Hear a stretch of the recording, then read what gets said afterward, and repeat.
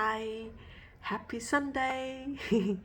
So here comes another Sunday, and today I would like to talk to you a little bit about why we need to understand our emotions, especially if you're here, maybe you're probably being impacted by emotion a lot and you struggle a lot with difficult emotions.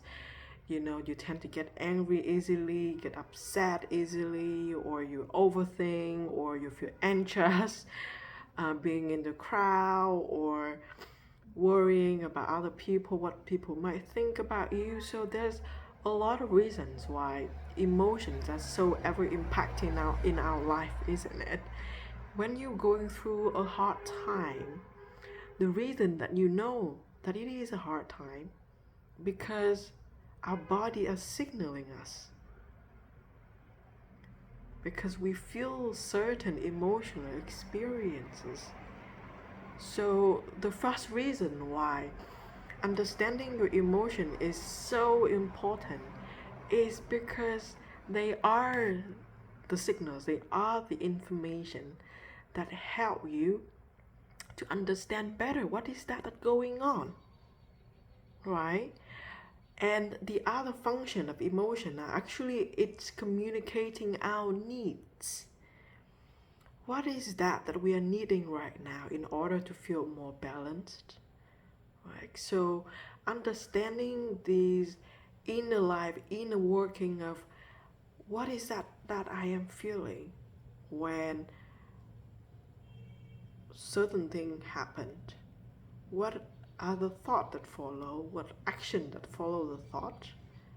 All of them, the relationship between our emotions, our thoughts, and our action, getting to know them deeply really help us to see in what direction that we are heading toward. Is that limiting or is that empowering? Is there anything that I can change in here in order to make a difference into my life? And when I talk about change, I never mean that we need to change how we feel. What we need to change is how we relate to our emotions and how our relationship to them work. So just a very simple example. For example, if you feel sadness, there's so many ways that we would respond to sadness. Either that we would ignore that it's there and we're gonna go on binge that movie on Netflix, or, hanging out with friends to have more fun, find fun things to do, or that is one extreme, right? We try to put it away, shy away from sadness. Or the other extreme was that we just completely shut it down, like suppressing it altogether and thinking that my threshold of bearing all this emotion is has always been there, and not feeling it now means that it's fine. But it's not like that. Our emotions, it not only felt by us mentally but also embodied in our physical body. That's why we feel it so deeply in our body, isn't it? And when you seems like you can suppress it mentally, actually whatever you feel, it's stored in your body. That's why over time, when they get accumulated, we start seeing people having different diseases or chronic pains. It's all as a result of, for example, accumulated stress, you know, or a lot of anxiety, and that particular sadness. If we really think about it, it's just signaling something that maybe you love, maybe you cherish, is not there. Something is changing about it, right? So it just communicating that message. It's just letting us know that, hey, I am just an extension of love, and here's the message. It shows us that, oh, we value that relationship so much. We value this experience so much that it's hard to let it go, right? So being with emotion and relate to it differently, it creates completely different um, outcome for us. Either that we can feel them, accept them, recognize them, and release them, when they are present, and learn from them, right? And take action as a result of the learning. Or we can completely shut it out and busy with avoiding it, right? So we're heading nowhere. We're heading nowhere. And lots of the time, emotion are so important because of emotion. We know that what we desire. So, for example, I used to struggle a lot with envy, right? So I felt so jealous with a certain people, even my friends, and I used to feel so guilty about it. But later on, I just understand that I feel jealous and envious because the experience that they having, the thing that they have, or what is that they have that I feel jealous of is what I desire. It's just pointing me to the direction of what is that I also want to, right? So it reflected our needs, our desire. It also reflected our values. So for example, you may feel very angry most of the time with men, or sad with women, because just sometimes we are conditioned to respond differently because of certain emotion are appropriate to a certain gender such. Anyway, it's about the next point. But when we feel that way, we it's because something of our own, something that we value, is being violated, right? So I love honesty and integrity. And I remember in the past I used to get fuming because someone was lying, and they are changing the price of a certain product which was not allowed. So I was so triggered by certain things like that. And if I took that experience and interpret it as, oh, I'm an angry person, probably that's not gonna solve anything. Or I would tell myself that because I'm so easily getting angry and upset, probably I should avoid any situation that may cause me to feel like so, because it's not good. But actually, if we change that narrative, right? If we not change the emotion, but change how we see the emotion, then we say, oh, right. So because that like violated that value of mine, so that's why I'm feeling that anger, in my body. It's completely different, isn't it?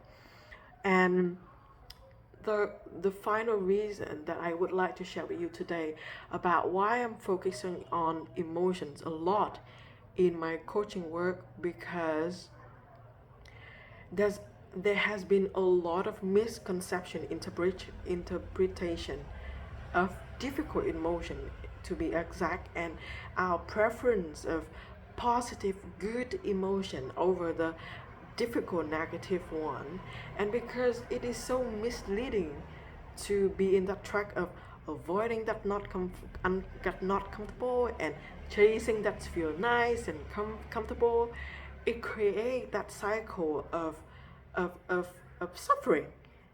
Because why? Because when something bad happens, yeah, it's unavoidable that we may feel the pain, but our reaction to that pain create our suffering.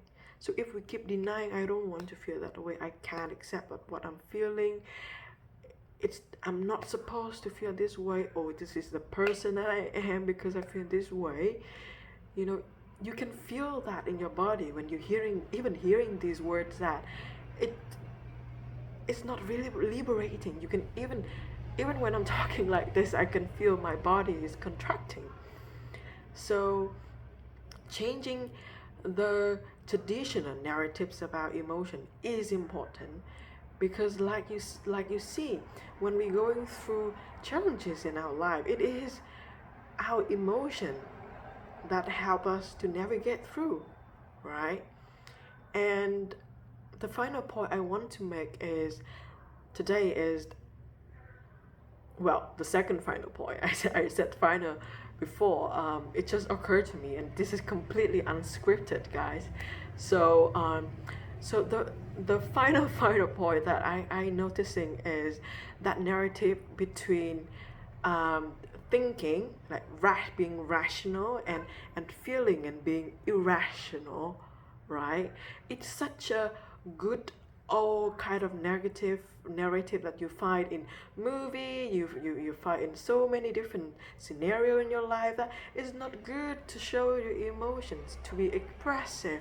It's not good to experience strong emotion. You need to suppress it. You need to stay calm and cool all the time and be well put together, because you may end up doing something irrational because of that feeling. So being emotional means being irrational. And that's why when it's come to decision making, when it's come to you know because ultimately our life are made of choices, right? So every single decision that we make every single day, every single moment, it's all influenced by our thinking here, right? But also our emotion. But what's went wrong for a lot of people is that they tend to dismiss the importance of emotion in the first place and focusing on, okay, thinking. But if you are someone like me who highly sensitive, or just if you are experiencing some heated moment before, you would see that it's so hard to stay calm and clear-headed when the emotional, that uneasiness is in place.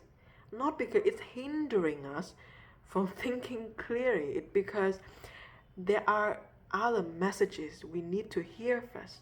We need to acknowledge first the needs, the one that we need to hear first, before we try to proceed to the next stage of making that decision. And I remember reading a very interesting article on Harvard Business Review about why emotion actually very helpful for decision making. I think I have posted that in one of the posts in this week or other week. So if you want, I can link it again in the comment in the chat. But basically, the idea was there was a CEO who was struggling to make a decision whether or not he wanted to hire, um, like I think an assistant of some sort, right? And there was a lot of time and effort spent pondering upon, you know, um, should I or should I not make that decision, right? So the question is whether or not should I hire an assistant. And he felt very uncomfortable throughout the process. Like, what is that feeling so uneasy about this? So he was guided through a process of discovering his emotion and what is that exactly that he feeling. And when it reached to the bottom line of, he felt that uneasiness, that hesitant, that unwilling, that contracting feeling in his body, and the ultimate need behind of that turned out to be he actually feel very uncomfortable to share the ownership of the decision making if we have another person on the board or helping him. So basically the message is that because of he exploring his difficult emotion that he tried to ignore before, now he understands that, oh, actually I was feeling that way, like unable to make that decision, because ultimately the right decision to make is whether or not I want to share the ownership of the company, of the decision making. And that turned out to be a completely different question. And if we get to the right problem, the root problem, root core issue, then it's way easier to make the decision. So I feel like I have been rumbling on for so long, but I hope that what you take away from the sharing today is how it is so important for us to understand our emotions and learning to work with it, learning to regulate it, so that our clearer thinking can arise, so that we know ourselves better, so that we can make more informed choice, so that we're just being emotionally wealthy overall. um, and when we face with challenging situation, we have that navigating system to help us guide through. We are not that clueless at all.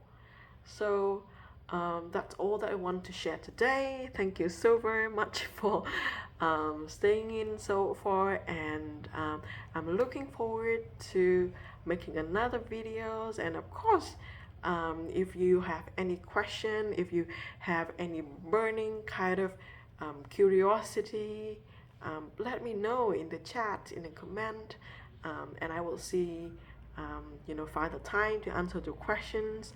And again, thank you so much for tuning in. Take care and see you next time. Bye.